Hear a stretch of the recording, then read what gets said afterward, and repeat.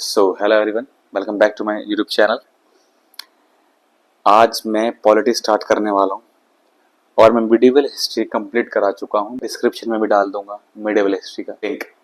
और आप Telegram join करें, इंस्टाग्राम पर जाकर देखें, आपको सारी अपडेट मिलेंगी अपकमिंग वैकेंसीज की।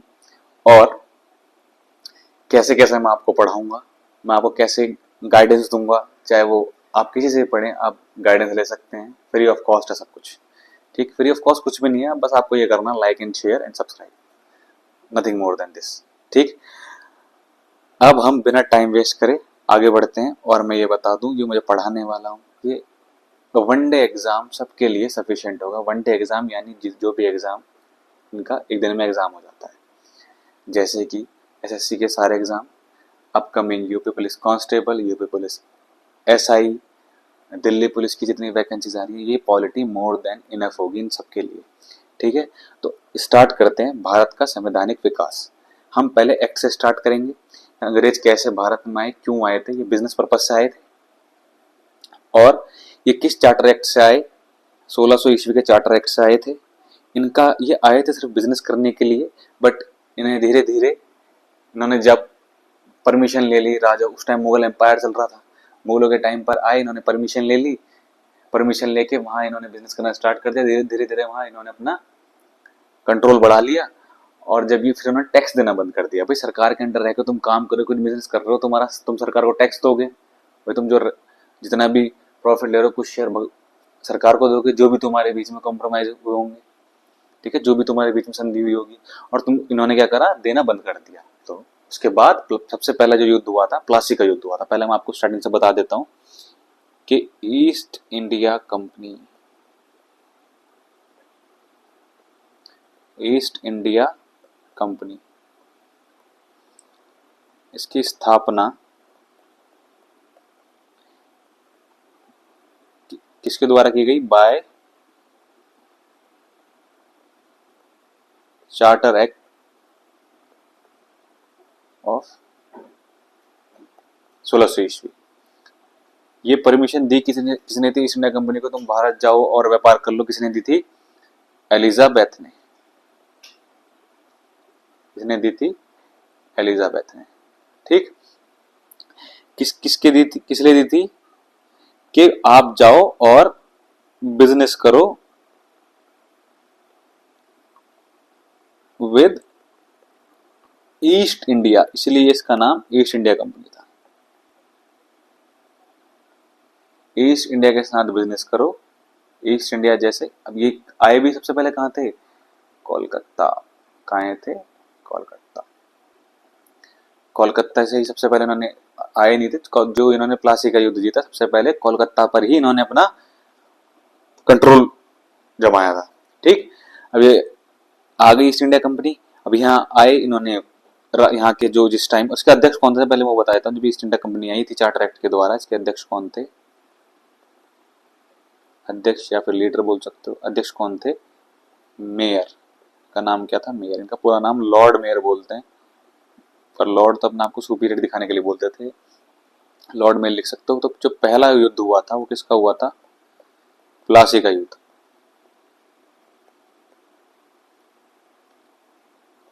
कहाँ हुआ था ये, भागीरथी के किनारे, भागीरथी नदी के किनारे। ये पूछ लिया जाता है कि प्लासी का युद्ध कौन सी नदी के किनारे हुआ था, या फिर इसे बोल दोगे हुगली। ये इसी का नाम है, ये इसी का नाम है, प्लासी का नाम है कि हुगली। ये जैसे दक्षिण भारत में जाती रहती है, इसका नाम हुगली, हुगली बोलते हैं इसको, हुगली नदी। कहाँ पड़ती है प्लासी, कहाँ है, कहाँ पर है, बंगाल। कहाँ पर है, बंगाल। ये सब आपको याद करना है। प्लासी का युद्ध हुआ किस किस के बीच था, अंग्रेज वर्सेस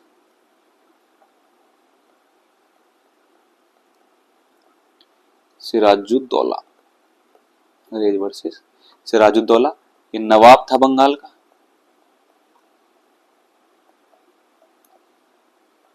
सारी नवाबी खत्म होगी लड़ाई के बाद, हार गया। क्यों हारा ये, हारता नहीं है, इसको बिट्रे करा था, किसने धोखा दिया था? धोखाधड़ी, धोखा बाय मीर जाफर। फिर बाद में अंग्रेजों ने इसका भी सिस्टम हैंग कर दिया था। मीर जाफर की धोखाधड़ी से हारा क्योंकि मीर जाफर अंग्रेजों के साथ मिल गया और कुछ बता दी होंगी कमियां। ठीक, भागीरथी की नदी किनारे हुआ था, किस किसके बीच हुआ? अंग्रेज और सिराजुद्दौला के। अंग्रेजों का नेतृत्व किसने करा था? इस युद्ध को अंग्रेजों की तरफ से किसने लीड करा था? रॉबर्ट क्लाइव ने। ठीक है जी, आगे बढ़ते हैं। रीजन क्या था इस युद्ध के होने का? जैसे कि मैंने आपको बताया, रीजन क्या था इस युद्ध का होना? टैक्स ना देना। इन्होंने टैक्स देना बंद कर दिया था मुगल एम्पायर्स को, जो मुगल एम्पायर थे या फिर नवाब थे जो बंगाल के, जहां से भी ये परमिशन लेते थे। जैसे बंगाल गए, बंगाल में जिसका शासन चल रहा है वहां परमिशन लेंगे, क्या हम आपके राज्य में बिजनेस कर सकते हैं? उन्होंने कह दिया ठीक है बिजनेस कर सकते हो, बट ये आपको करना पड़ेगा, ये कंडीशंस रख दी होंगी, या फिर इतने पैसे दे दो या फिर इतना शेयर दे दो आज की भाषा में। तो इन्होंने वो शेयर देना बंद कर दिया, तो ये गए होंगे उसके पास, तो इनके बीच में आपस में लड़ाई हो गया, भाईचारा ऑन टॉप जो था इनका बिगड़ गया। अब रिजल्ट क्या निकला इसका? इसका रिजल्ट ये निकला इसका कि अंग्रेजों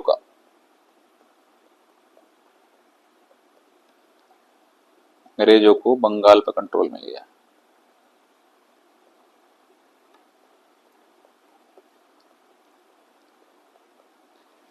अभी एक्ट चालू नहीं हुए, मैं बता रहा हूं कि अंग्रेज कैसे है और कैसे उन्होंने अपना क्या कहते हैं वर्चस्व बनाया, और उसके बाद ये एक्ट लाएंगे। अब जब इनका राज हो जाएगा तो अपने कानून लाएंगे। अब ऐसे ही चार्टर एक्ट, रेगुलेटिंग एक्ट ये आएंगे और वही बेस बनेंगे हमारे संविधान का, उन्हीं से निर्माण होगा।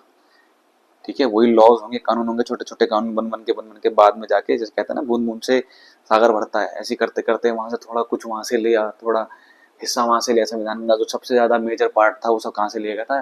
1935 के एक्ट से, जो आगे आपको पता लगेगा।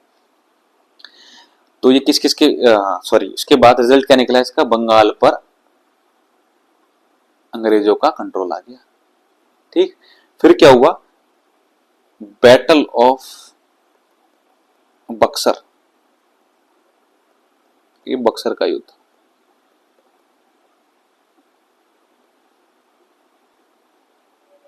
ठीक है, इसे बक्सर का युद्ध भी बोल सकते हैं। कब हुआ था? 1764 ईस्वी में हुआ था। बक्सर का युद्ध कब हुआ? 1764 में। ये किस किस के बीच हुआ? अंग्रेज वर्सेस मीर कासिम,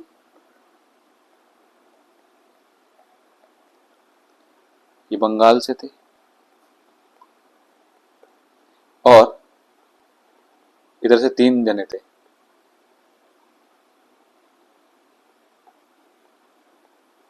सुजाउद्दौला, ये अवध से, और थर्ड कौन थे?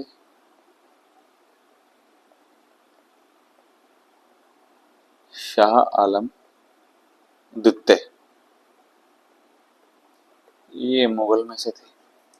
इनके बीच में हुआ, तो इनके बीच में संधि हुई, और इनके अंग्रेजों के साइड से कौन था? इनको ये कौन लीड कर रहा था? इनकी तरफ से नेतृत्व कौन कर रहा था? Hector Munro. इनकी साइड से कौन था? हेक्टर मुंडो या टेक्टर मुंडो, जैसे भी आप इसे याद करोगे। इनके बीच में संधि हुई थी, क्या? इलाहाबाद की संधि। इस संधि में क्या हुआ? रिजल्ट क्या निकला इसका? निष्कर्ष, परिणाम क्या हुआ इसका युद्ध का? बंगाल, उड़ीसा और बिहार से टैक्स वसूलने लगे अंग्रेज। देखो, पहले टैक्स दे नहीं रहे थे सरकार को, अब खुद ही सरकार बन गए, टैक्स लेने लग गए, कर वसूलने लगे। ठीक है, तो आप इंग्लिश में लिखेंगे गॉट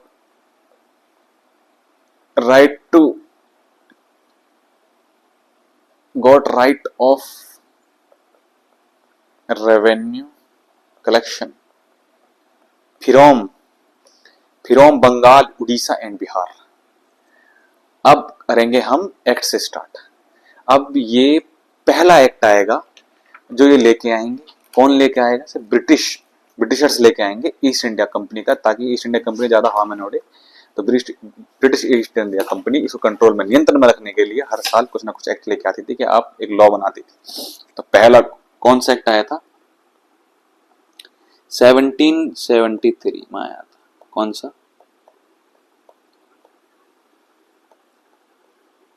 रेगुलेटिंग एक्ट। भाई मेरा मानना यह है कि किसी को प्रॉब्लम नहीं होनी चाहिए कि मैं इंग्लिश में करवा रहा हूँ या हिंदी में करवा रहा हूँ। देखो बोल के सारा हिंदी में बोल रहा हूँ, सबको समझ में आना चाहिए। और इतना तो जो मैंने लिखा रेगुलेटिंग एक्ट सबको समझ में आना चाहिए, इतनी तो आनी चाहिए यार इंग्लिश, आगे जाके काम भी आएगी आपको। ठीक है,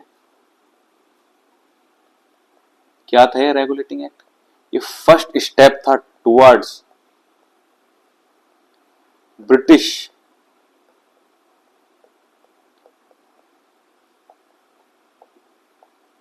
parliamentary control over EIC, east India company. ठीक है, बार बार नहीं लिखूंगा इसको, ब्रिटिश इंडिया कंपनी। ठीक है, EIC लिखूंगा शॉर्ट फॉर्म में। पार्लियामेंट्री कंट्रोल था ये ब्रिटिश ईस्ट इंडिया कंपनी पर। ठीक है, अब इनके ऊपर क्यों था? क्योंकि भाई जब इनका राज है कुछ भी कर सकते हैं। तो अब इसके की फीचर्स क्या थे?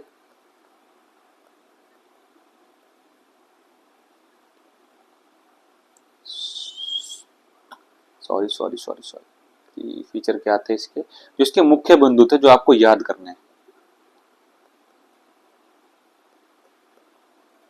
की फीचर क्या थे? सबसे पहला काम क्या हुआ? गवर्नर ऑफ बंगाल को क्या कहा जाने लगा?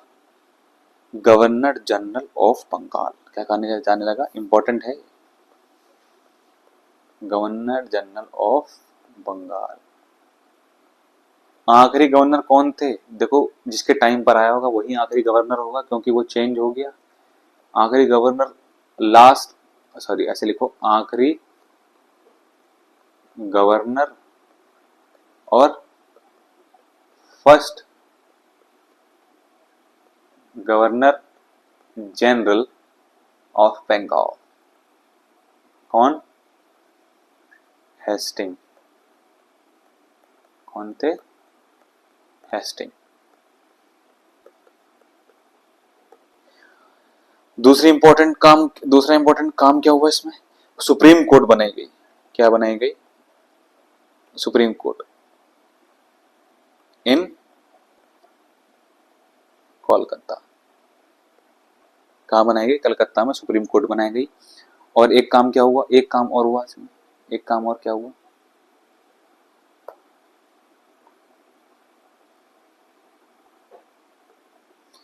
सुप्रीम कोर्ट बनाई कोलकाता में, और एक काम और हुआ इसमें।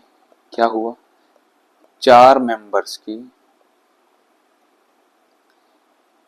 4 मेंबर्स एग्जीक्यूटिव काउंसिल, यानी ये जो वायसरॉय या गवर्नर थे इनकी हेल्प के लिए 4 मेंबर्स की ये परिषद बनाई गई। या फिर 4 लोग थे उसमें। बैन कर दिया क्या? गिफ्ट लेना। कौन गिफ्ट ले सकता? ईस्ट इंडिया कंपनी के एम्प्लॉय। जैसे आप जाते हो बैंक में, आपने लोन लिया और आप एक मिठाई का डब्बा पकड़ा के आ गए, या फिर कोई पैसे दे के आ गए, ये लो भाई साहब आपने, क्या कहते हैं, मेरे साहब आपने लोन करवा दिया, ये लो मुंह मीठा करो। तो ऐसा ये सब बंद कर दिया भाई, उनका काम है ये। हाँ आप गिफ्ट दे रहे हो, कोई उसमें भी कोई दिक्कत नहीं है, बट अगर वो अपने मुंह से मांगते हैं, और उनका मुंह से भी क्यों मांगना, और वैसे भी लेना गलत ही है। ठीक है, वो इसीलिए आपके लिए बैठे हैं। तो वही ईस्ट इंडिया कंपनी सरकार हुई उस टाइम पर, ईस्ट इंडिया कंपनी के एम्प्लॉय होता हुआ कुछ के भैया आपका काम हो जाएगा, आपको इतने पैसे देने पड़ेंगे। तो इस वजह से उनका गिफ्ट लेने पर बैन कर दिया। इस एक्ट में यही था, और जो जो मैं लिखाऊंगा आपको सिर्फ वो पढ़ना है। नेक्स्ट एक्ट कौन सा आया? नेक्स्ट एक्ट आया आपका एक्ट ऑफ सेटलमेंट। क्या आया? Act of settlement. कब आया ये? 1781 में। क्या इसने क्या करा? लिमिटेड द राइट्स ऑफ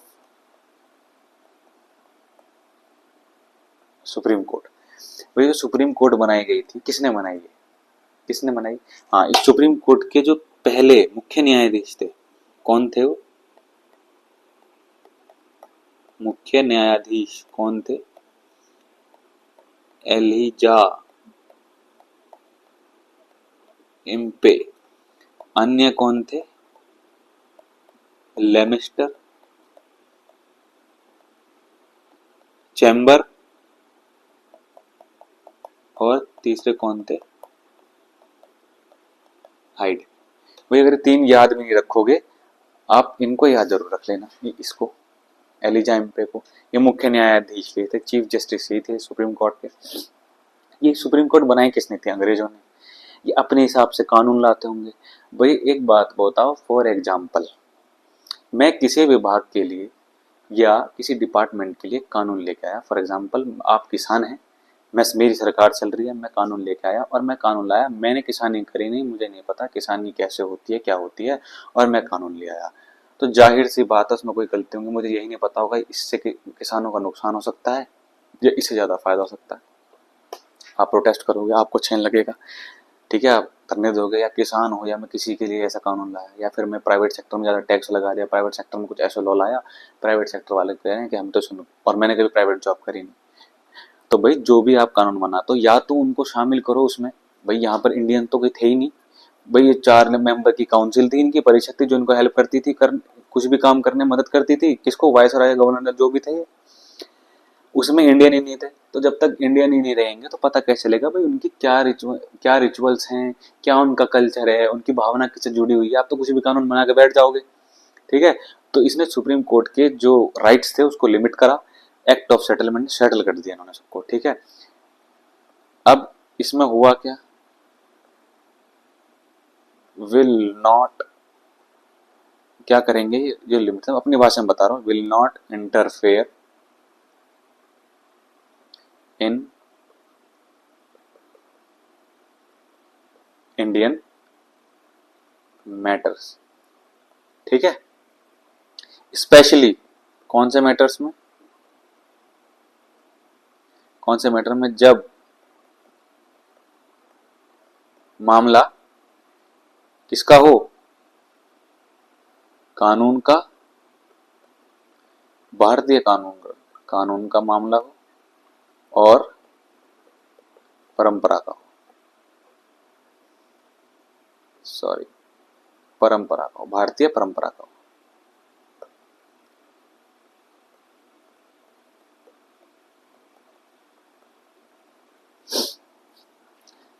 ऐसा क्यों करा? बिकॉज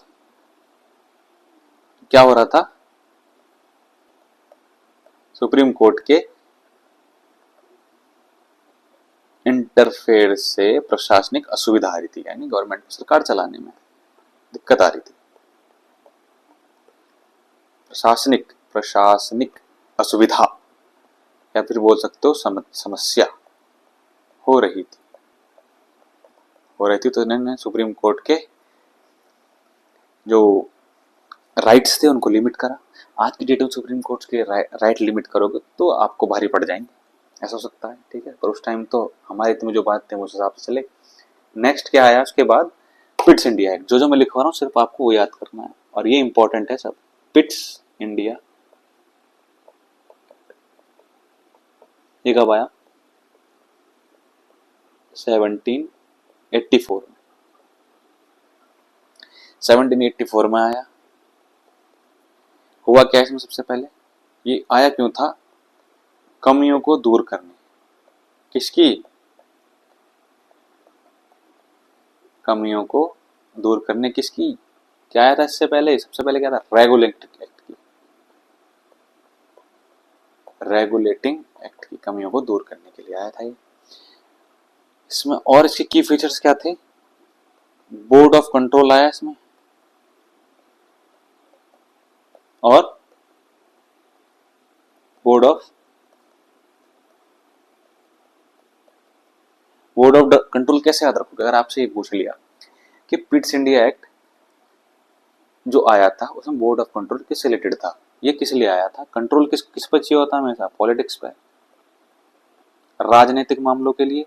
ये किस लिए आया था, बोर्ड ऑफ डायरेक्टिव किस लिए आया था, डायरेक्टर कहाँ होता है ज्यादातर, अब आप किसी कंपनी में जाओ, किस में कहाँ चाहिए होता है, बिजनेस में होता है डायरेक्टर्स, ठीक है।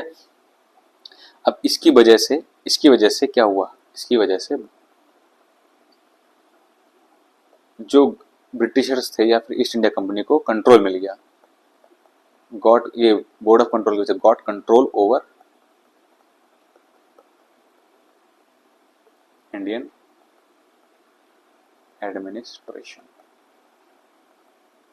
इंपॉर्टेंट नहीं है, बस आपको ये याद रखना है कि board of control, board of directive कौन से एक्ट के तहत आए थे, किस एक्ट की वजह, किस कौन सा एक्ट में आया था, board of control, board of directive.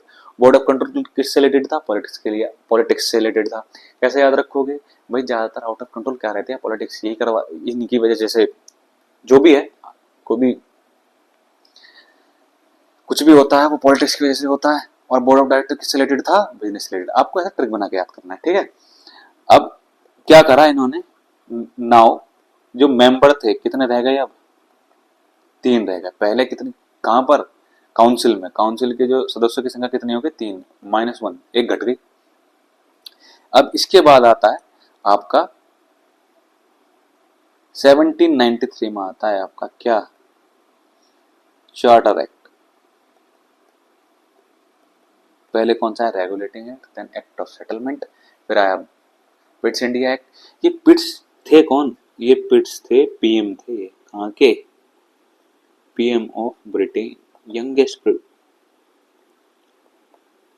Britain के पीएम थे। क्या नाम था इनका, विलियम पिट्स द यंगर। क्या नाम था इनका, विलियम पिट्स द यंगर। ये 23 साल की उम्र में पीएम बने थे वहां के, ठीक है। आगे बढ़ते हैं, ऐसा कुछ बस मैंने आपको बता दिया अलग से। 1793 में चार्टर एक्ट आया। अब इसमें क्या हुआ, देखो हर 20 साल बाद आता चार्टर एक्ट। देखो पहले यहाँ आया था, जो मेन आया था 1773 में आया क्या, रेगुलेटिंग एक्ट। अब 20 प्लस करोगे तो 1793 क्या आया, चार्टर एक्ट। अब इसने क्या करा, कुछ पावरों को बढ़ा दिया, किसकी, गवर्नर जनरल की पावर को बढ़ा दिया। और कंपनी के व्यापार को, कंपनी के जो ग्रांट थी, कंपनी जो व्यापार कर सकती थी, भाई व्यापार के लिए आया था ना कंपनी, ईस्ट इंडिया कंपनी, पर ये रूल कर रही है। ईस्ट इंडिया कंपनी किस लिए आई थी, व्यापार के लिए, उनको परमिशन मिली थी। अब वो परमिशन की कुछ अवधि तो होगी, उनके बीच में कुछ बताया होगा तो इतने साल तक तुम, इतने साल के लिए परमिशन मिली है। तो उस कंपनी की जो अवधि थी वो किस साल के लिए, 20 साल के लिए बढ़ा दी। कंपनी की जो ग्रांट थी, जो परमिशन थी, या फिर परमिशन बोल सकते हो, लाइसेंस बोल सकते हो, एक्सीडेड फॉर 20 ईयर्स, 20 साल के लिए बढ़ा दी। और जो सैलरी दी जाने लगी, salary of board of control, board of control के सदस्यों की सैलरी कहां दी जाने लगी, भारत के राजस्व से, यानी जो देश का पैसा था उससे। इसके बाद आता है हमारा चार्टर एक्ट, 1813 का चार्टर एक्ट। कौन सा आता है, 1813 का चार्टर एक्ट।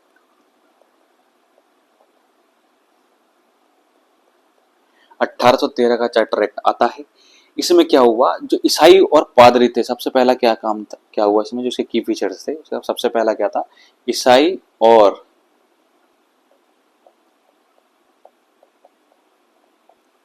पादरियों को भारत में आने, धर्म प्रचार प्रसार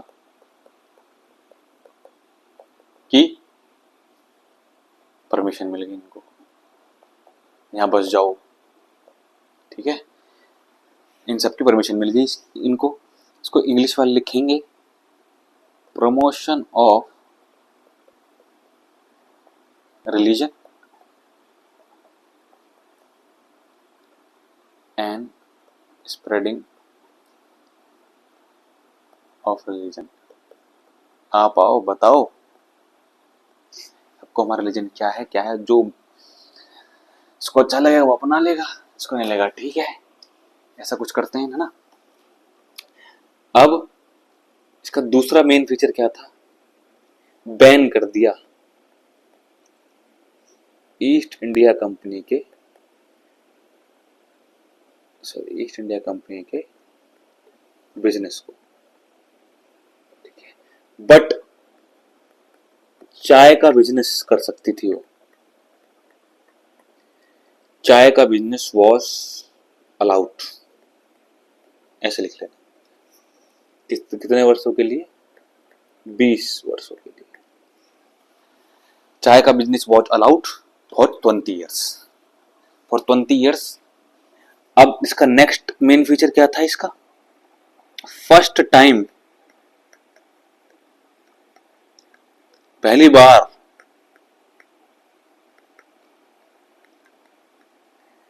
बार फंडिंग हुई,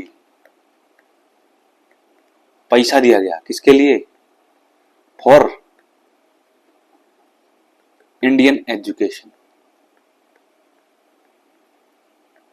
देखो इंडिया की शिक्षा सुधार के लिए पैसा दिया, कितने, 7 करोड़ नहीं 7 लाख, सिर्फ 7 लाख रुपए दिए गए, तो उस टाइम बहुत होगा। फिर इसके बाद आता है हमारा चार्टर एक्ट, कब का, अभी मेन फीचर है याद कर लेने, ठीक है, कि सबसे पहले जो पैसा दिया गया था सिर्फ भारतीय शिक्षा के लिए, कौन से एक्ट के तहत दिया गया था, कौन से एक्ट के द्वारा आया था, 1813 के। इस एक्ट के द्वारा ईसाई पादरियों को परमिशन मिली थी किस चीज की, धर्म प्रचार प्रसार करने के लिए, promotion of religion, spreading of religion, ठीक है। अब 1813 का चार्टर एक्ट आता है, 1813 charter act.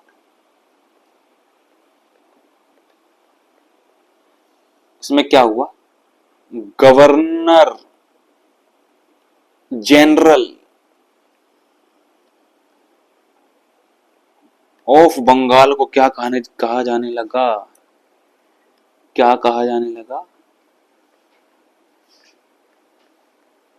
Governor general of India. I love my India, ठीक है, क्या कहने लगा, गवर्नर जनरल ऑफ इंडिया। और ये कौन थे सबसे पहले, लॉर्ड विलियम बेंटिक। कौन थे, Lord first governor general of India कौन थे, लॉर्ड विलियम बेंटिक। यही थे जिन्होंने दास प्रथा हटाई थी 1829 में, ठीक है। और भी बहुत कुछ करवाए थे इन्होंने, वो हम पढ़ेंगे मॉडर्न हिस्ट्री में। अभी हम आते हैं यहाँ पर, और क्या हुआ, 1813 में चाय का व्यापार वाज ऑन। अब इसका बिजनेस जो था, business permission was completely ended, totally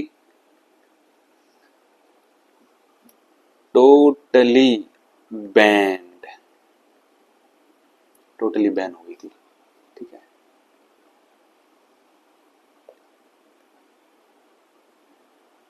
totally क्या हो गई थी, बैन, पूर्णतः समाप्त, टोटली बैन।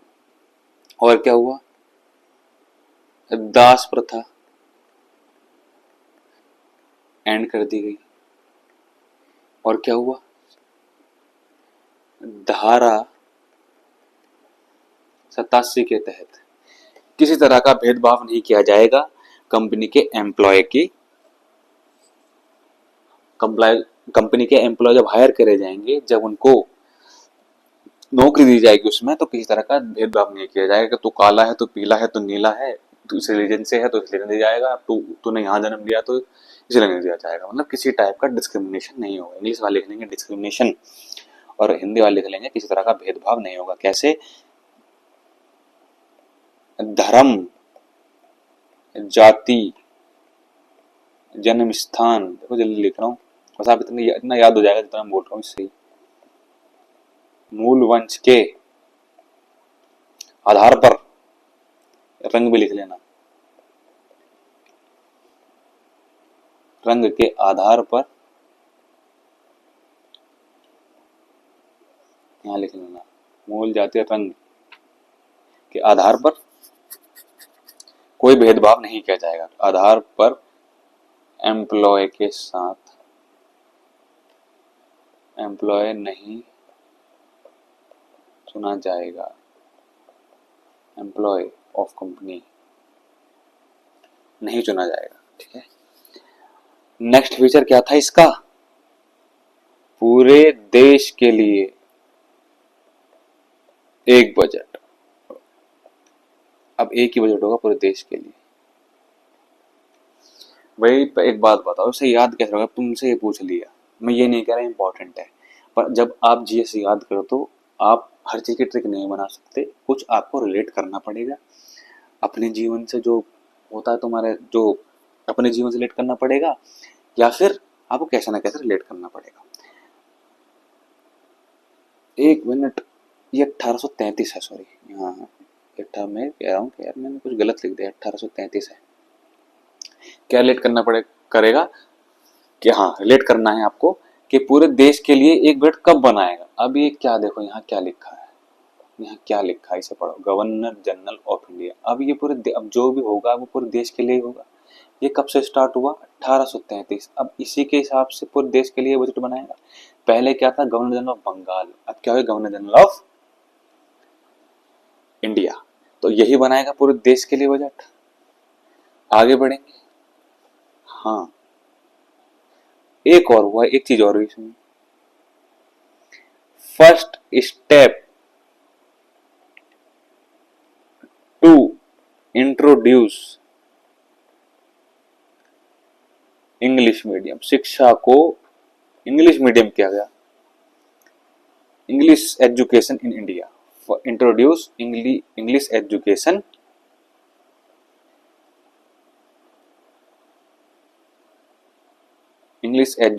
In India.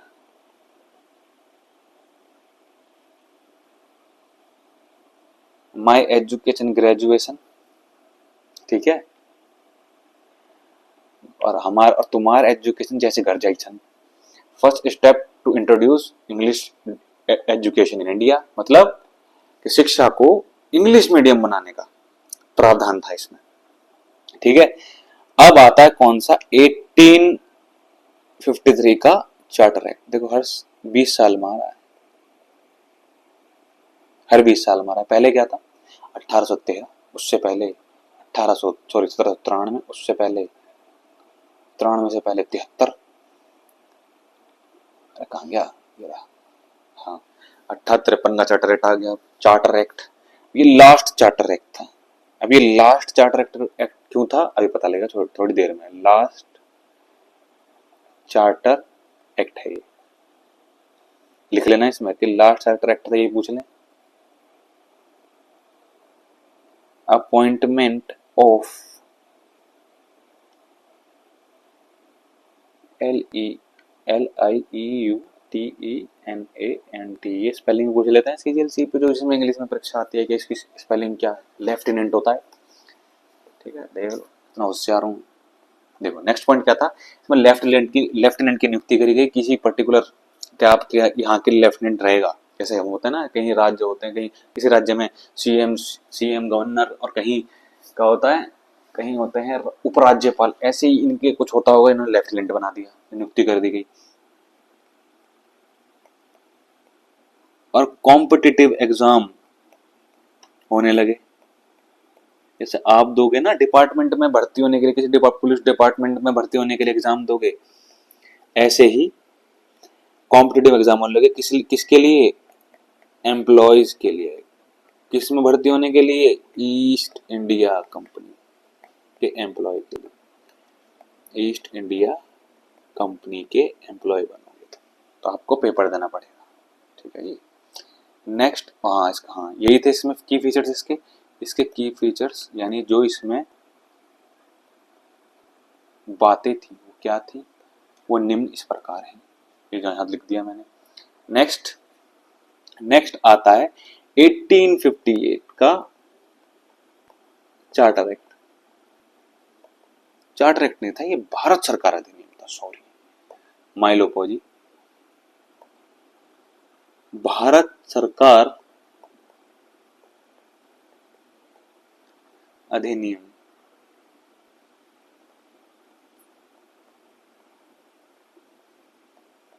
देखो हर 20 साल मारा था, जैसे कि मैंने बताया था कि बीच बीच में छोटे छोटे एक्ट लाते रहते थे, ताकि जो ये चार्टर एक्ट आए इनमें कोई कमी, इनकी कोई कमी दूर करने के लिए, या फिर कुछ ऐसी चीज जो ये नहीं ला पाए, भूल गए उसमें लाना, तो वो छोटे छोटे उसमें संशोधन कर देते थे।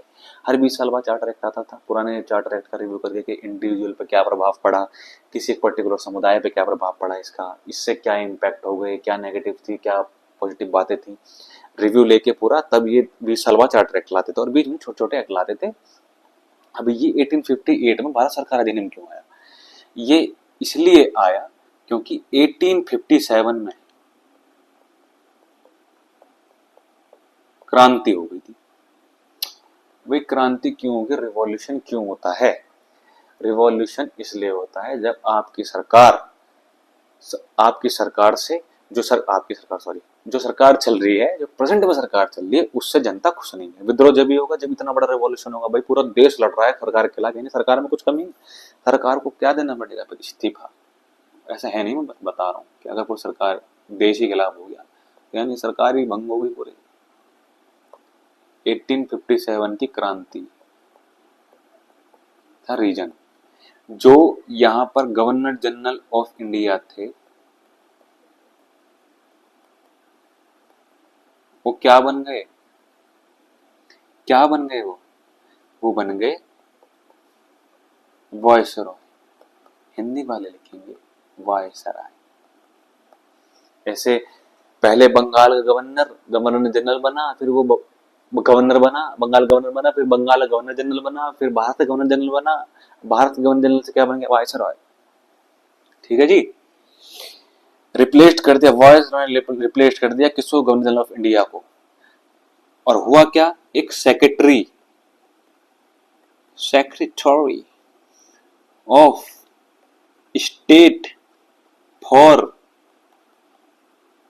इंडिया, हिंदी वाले लिखेंगे भारत का राज्य सचिव की नियुक्ति की गई।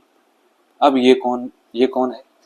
ये वो है कि ये जो है किसको उत्तरदायी होंगे? अगर ये कुछ भी काम करते हैं, ये उत्तरदायी किसको होंगे? क्राउन को, ना कि वायसरॉय को। भैया डायरेक्ट इनडायरेक्टली अब जो था पावर, जो सरकार जो थी, वो कौन चलाएगा? क्राउन, यानी एलिजाबेथ, वो ब्रिटेन चलाएगा क्राउन। अभी तक तो ये चला रहे थे भाई। ये भी इसलिए वो एक्ट जो ला रही थी, जो भी संशोधन, जो भी हो रहा था अब तक, कानून जो थे वो कौन बनाई थी? ब्रिटिश सरकार। ये तो यहाँ राज कर रही थी, बस ये उनके अंडर रह के उनको टैक्स दे दिया, टैक्स पे कर दिया, जैसी उनकी कंडीशन थी उनको फॉलो कर लिया। अब इन पे जब रेवोल्यूशन हो गया तो क्या लगा क्राउन को? भाई इन पर सरकार नहीं चल रही, कुछ पॉलिटिकल डिफॉल्ट है यहाँ पर। तो इन्होंने पावर ले ली अपने हाथ पे, secretary of state for India की नियुक्ति करी। उनसे बोला अब तुम हारो, अब जो भी तुम काम करोगे, लास्ट डिसीजन होगा वो तुम्हारा होगा। अगर ये क्या कहते हैं, वायसरॉय कोई अपना नियम लाता है या कुछ करता है, तो आप उसको मानने के लिए बाध्य नहीं हो, आप उसको खारिज कर सकते हो। आप उत्तरदायी किसको होगे? क्राउन को। किसको उत्तरदायी होगे आप? क्राउन को, secretary of state for India. तो फर्स्ट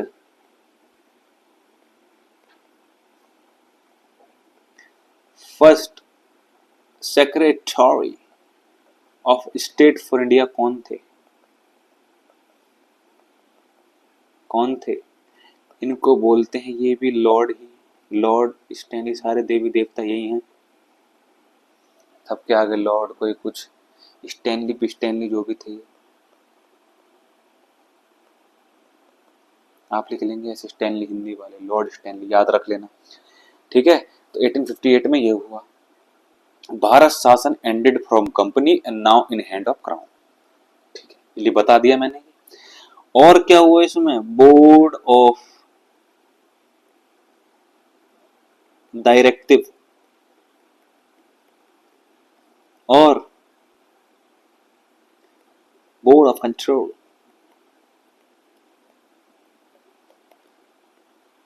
समाप्त। कौन से एक्ट के द्वारा आए थे? Board of director board of control, Pitt's India act 1780 1784। किस एक्ट आए थे? ये क्या हो गए? ये हो गए एंडेड, इनका हो गया समापन। अब जो काउंसिल के मेंबर की संख्या क्या हो गई? 15 मेंबर काउंसिल बन गई। अगर आप ये मेंबर याद भी रखोगे, ये तो बार बार चेंज हो रहे हैं, आपको जो मेन इंपॉर्टेंट बात थी वो ये याद रखनी है जो मैंने ऊपर बताई है। ठीक है, ये इसमें काम हो। Board of director board of control खत्म हो गया। रीजन क्या था इसको आने का? रीजन क्या था इसका आने का? रेवोल्यूशन ऑफ 1857, रेवोल्यूशन ऑफ 1857 से पढ़ेंगे हम जब मॉडर्न हिस्ट्री पढ़ेंगे। ठीक है, नेक्स्ट एक्ट आया आपका 1861 में, भारत परिषद अधिनियम। 1861 में भारत परिषद अधिनियम। ठीक है, इंडियन काउंसिल एक्ट भी बोल सकते हैं आप इसको। ठीक है, इसमें क्या था? अध्यादेश जारी करने की शक्ति, अध्यादेश, इसे ऑर्डिनेंस बोल सकते हैं, ऑर्डिनेंस इशू, अध्यादेश जारी करने की शक्ति मिली। यानी एक टेम्पररी कानून, ये बाद में हटाया भी जा सकता था और इसे बाद में परमानेंट भी कर सकते थे। जैसे अभी आपको जैसे इमरजेंसीज के दौरान ये अध्यादेश होता है ना, ये 6 महीने इसकी अवधि कितनी होती थी? इसकी अवधि 6 मंथ। मैक्सिमम कितने मंथ के लगता है? 6 मंथ के लिए। आगे हम पढ़ेंगे, लास्ट पॉइंट और बता देता हूँ, 1873 में इसको यहीं तक, इसी और बताता हूँ, छोटा एक ही पॉइंट है।